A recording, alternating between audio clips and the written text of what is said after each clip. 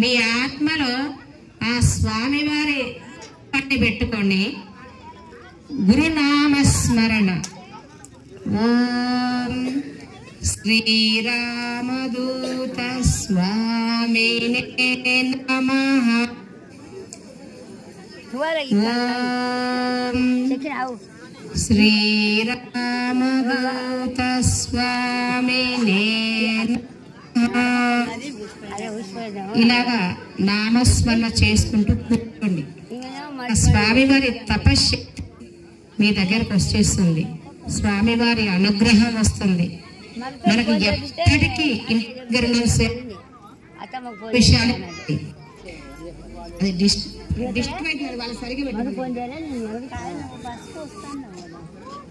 అది ఈ ప్రాణంతసేపు స్వామివారి శక్తి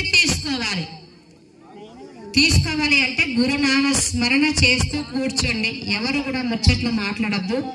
ఎవరైనా టిఫిన్ చేయకుంటే ఇక్కడ టిఫిన్ రెడీ అయింది, వెళ్ళి టిఫిన్ చేసి వచ్చి కూర్చోండి. తర్వాత వచ్చిన ప్రతి ఒక్కరు కూడా భర్తకు ఎడమ వైపున భార్య కూర్చోవాలి. ఇది వేణుదత్త సువర్ణలక్ష్మి దాంపత్య వ్రతం కాబట్టి ప్రతి ఒక్కరు కూడా దంపతులుగా కూర్చోవాలి. మోకాళ్ళ నొప్పులు ఉన్న వాళ్ళు కుర్చీలో కూర్చోండి. చిన్న వయసు వాళ్ళు కింద కూర్చోండి. పెద్దలకి ముందు పైన స్థానం ఇవ్వాలి. వారు కింద కూర్చొని బాధపడుతుంటే మనకు మంచిది కాదు. కాబట్టి చిన్న వయసు వాళ్ళంతా కింద కూర్చోండి.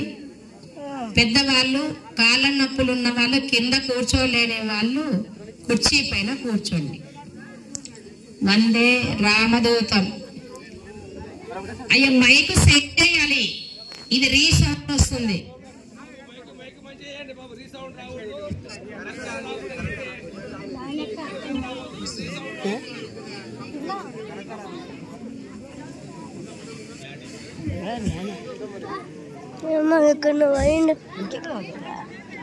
స్వామివారి పాట పెట్టండి.